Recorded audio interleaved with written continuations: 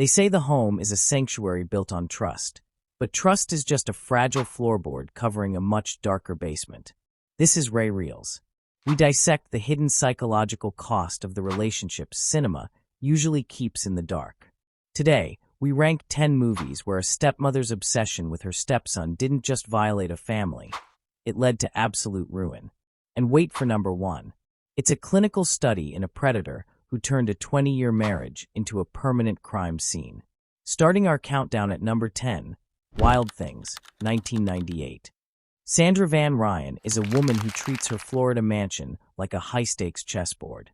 She isn't just a stepmother. She is a puppet master navigating a world of immense wealth and even deeper secrets. The catalyst isn't a sudden spark of passion, but a calculated surplus of greed. Sandra uses her position as the maternal figure to orchestrate a web of false accusations and forbidden alliances, intended to secure an inheritance at any cost. She views the teenagers in her orbit not as family, but as collateral.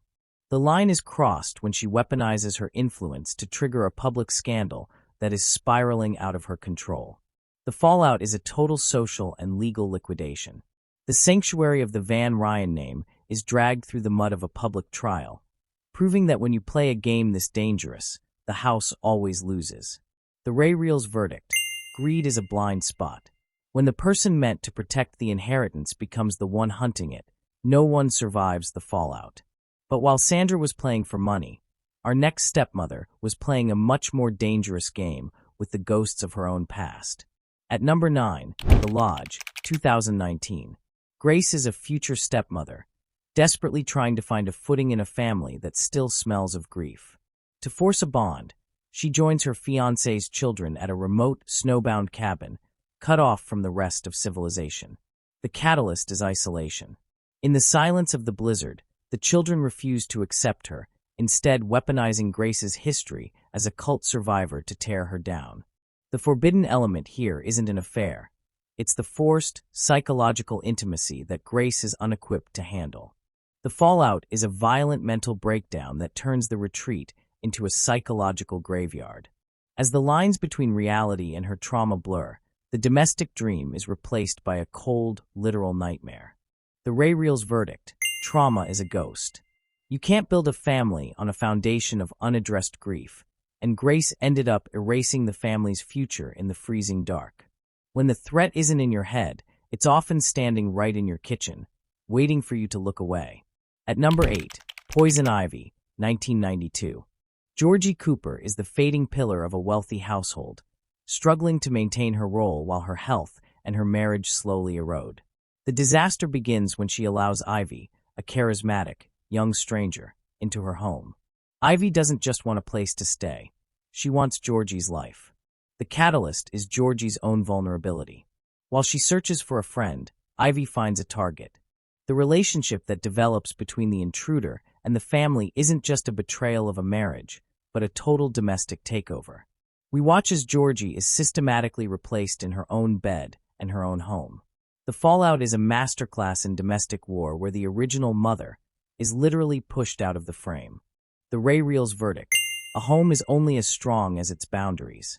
Once you let a predator in, the real mother is always the first casualty of the takeover. If you're enjoying these deep dives, please like and subscribe to support the channel. Share this with friends who love a good cinematic mystery. Now, let's get back to the countdown. At number 7, The Glass House, 2001.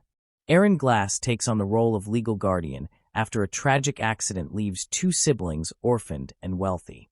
On the surface, she is the compassionate maternal figure the children need to survive their grief.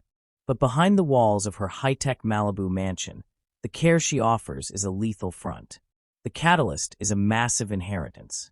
Erin and her husband transform the sanctuary into a prison, using their status to exploit the children they were hired to protect. The fallout is a terrifying descent into domestic terror, where the children realize their mother figure is actually their greatest predator. It's a chilling reminder that some people don't want to raise you, they want to spend you. The RayReels verdict: protection is the ultimate mask. Erin didn't see children. She saw a bank account, turning a sacred duty into a fight for survival. In a house of glass, everyone can see you, But in our next story, the world gets dangerously small when a secret obsession becomes the only thing keeping a woman's reality from falling apart. Coming in at number 6. In the House, 2012. Esther is the wife of a teacher who lives a quiet, middle-class life until a brilliant student named Claude begins to infiltrate her home. Claude doesn't use a weapon. He uses a pen. He writes voyeuristic stories about Esther's house, her furniture, and eventually her secrets. The catalyst is Claude's calculated fascination with the perfect mother figure. He uses his friendship with Esther's son to cross the physical line, turning a writing exercise into a real-life domestic dismantling. The fallout is the total destruction of the family's privacy. As their intimate lives are turned into a public narrative, Esther realizes too late that she wasn't being loved, she was being studied. The RayReels verdict: manipulation is an art form. The predator didn't fall for the woman. He fell for the power of being the one who tells her story. At number 5, Damage, 1992. Stephen Fleming is a man of high standing, a politician who has spent a lifetime building a reputation for integrity. But that reputation is just a thin veneer. The catalyst is Anna, his son's fiancée. While they aren't legally stepfamily, yet the betrayal of the future maternal guardian role is absolute. Stephen ignores every social and professional boundary to pursue a physical obsession that he knows is a death sentence for his family. The line is crossed in the shadows of a relationship that should have been built on protection. The fallout is a public execution of Stephen's career and the permanent psychological destruction of his son. It proves that some fires don't just burn the house down. They salt the earth so nothing can ever grow there again. The RayReels verdict: obsession is a blindfold. This wasn't just an affair. It was the total liquidation of a son's future by the two people he trusted most. Coming in at number 4, Cruel Intentions, 1999. Sebastian and Catherine are wealthy step-siblings who live in a world of Manhattan penthouses and total emotional detachment. They use their shared household as a base to manipulate and destroy the lives of everyone in their orbit. The catalyst is boredom.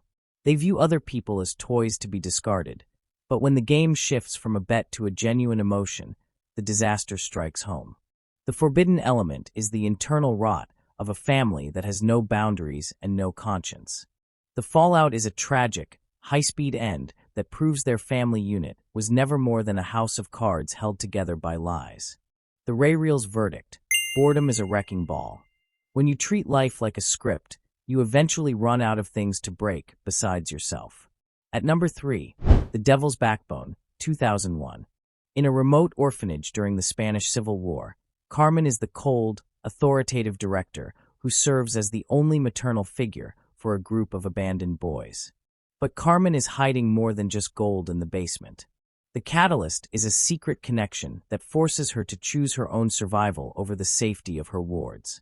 The forbidden element is the trade of a guardian's duty for a hidden, personal agenda. As the war inches closer, her betrayals lead to a violent domestic uprising. The fallout is the total destruction of the sanctuary, as the children realize their protector is the one who put the target on their backs. The RayReels verdict: secrets have a physical weight. Carmen's greed didn't just hide gold. It buried the safety of the children she was supposed to lead. For Carmen, the betrayal was about survival.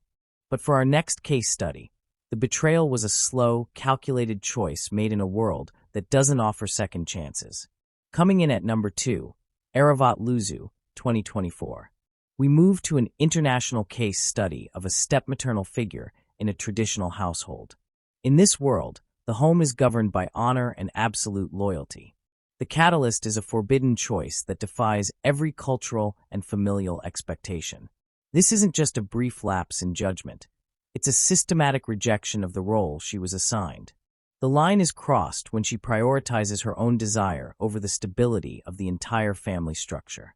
The fallout is a violent domestic climax and absolute social exile.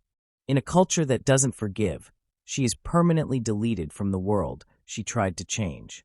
The RayReels verdict: culture is a boundary that doesn't bend. When you break a taboo in a world that doesn't offer forgiveness, the fallout isn't just personal, it's a social execution. And finally, at number 1, My Mistress, 2014. This is the ultimate case study in the permanent arrest of the human psyche. Following a family tragedy that leaves a young boy drifting and vulnerable, an older woman steps into the maternal void. But she doesn't offer comfort. She offers a world of pain and control. The catalyst is a boy's grief, which she uses as a doorway to create a forbidden, physical obsession. She isn't just a lover. She is the architect of his emotional ruin. The line is crossed when the person meant to help him heal instead ensures he will stay broken forever. The fallout is a lifelong sentence of emotional isolation. He becomes unable to form healthy connections with anyone else, forever tethered to the woman who stole his future before it began. The RayReels verdict. Predators don't just take your innocence, they take your direction. She didn't offer him a way out of his grief. She offered him a way to stay broken forever. The lines were crossed, and the fallout was absolute. But which of these stories do you think was the ultimate betrayal of the home? Drop your verdict in the comments below. For more psychological deep dives into the movies you can't stop watching, hit subscribe and join the RayReels community. I'm Ray, and this was our look at the step-maternal boundary. See you in the next case study.